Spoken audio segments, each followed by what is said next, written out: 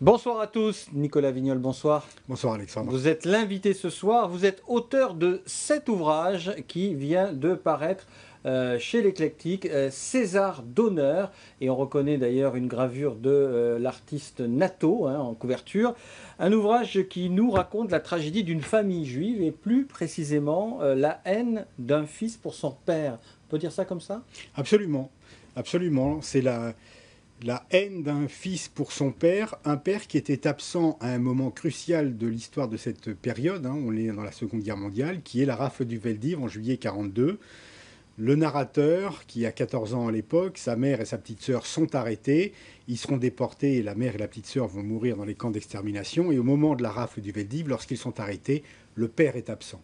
Et c'est cette absence du père qui va faire que le narrateur va chercher à solder ses comptes, il le dit plusieurs fois, solder ses comptes à la fois avec l'histoire et avec son père. Et douleur suprême, il voit sa mère et sa sœur partir dans la mauvaise file à l'arrivée du camp de concentration pour finir finalement dans les crématoires. Absolument.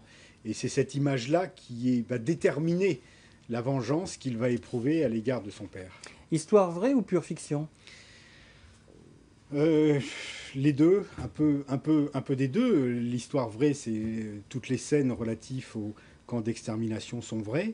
Elles sont tirées de ce que l'on sait, de reportages, de recherches, etc.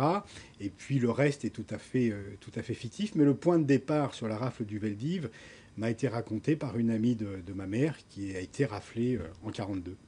Alors le titre César d'honneur, il faut le dire, il s'explique parce que ce jeune homme à la sortie fait carrière dans le cinéma et c'est au moment où on lui remet un César d'honneur pour sa carrière que vous faites partir le flashback. Absolument, parce qu'il décide, c'est un réalisateur, un cinéaste de talent, réputé, connu, et à qui on remet en effet un César d'honneur pour l'ensemble de sa carrière, et il décide que c'est le moment propice pour lever le voile sur ce qui a été le grand secret de sa vie, à savoir qu'il n'a jamais révélé à quiconque, depuis son retour des camps, qu'il était juif et qu'il avait été déporté.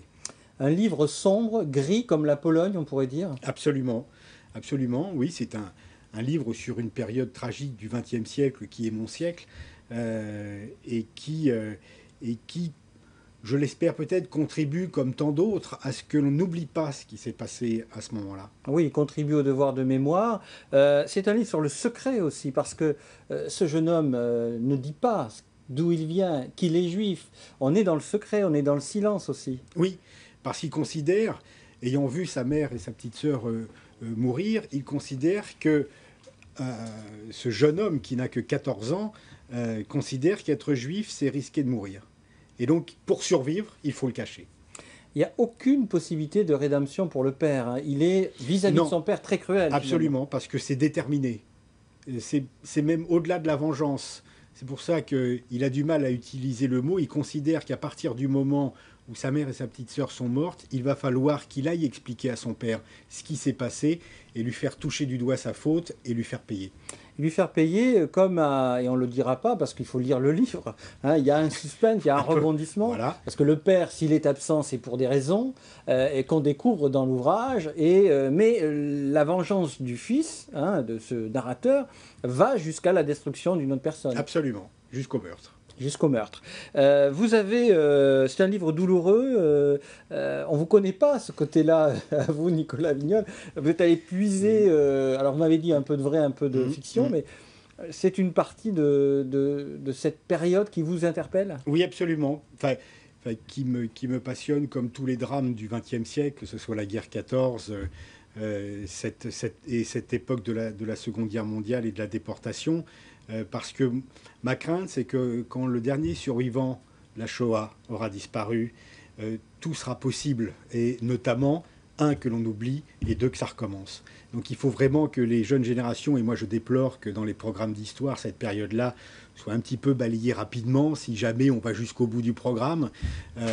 Et je considère qu'il faut, il n'y a pas qu'un devoir de mémoire, c'est une obligation, c'est une nécessité humaine. Et vous avez prononcé le mot de Shoah, qui me rappelle le film, de Claude Lanzmann, un monument vraiment très intéressant. Et d'ailleurs, les descriptions du camp nous font penser, nous renvoient à ces descriptions qu'on entend dans ce film-là. Merci encore, Nicolas Vignol, pour cet ouvrage, un César d'honneur paru chez l'Éclectique, un livre douloureux et profond pour se rappeler la barbarie nazie.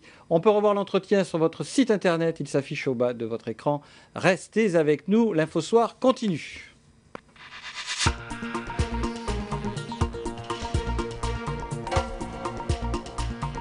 L'info continue, retrouvez-nous à 19h30.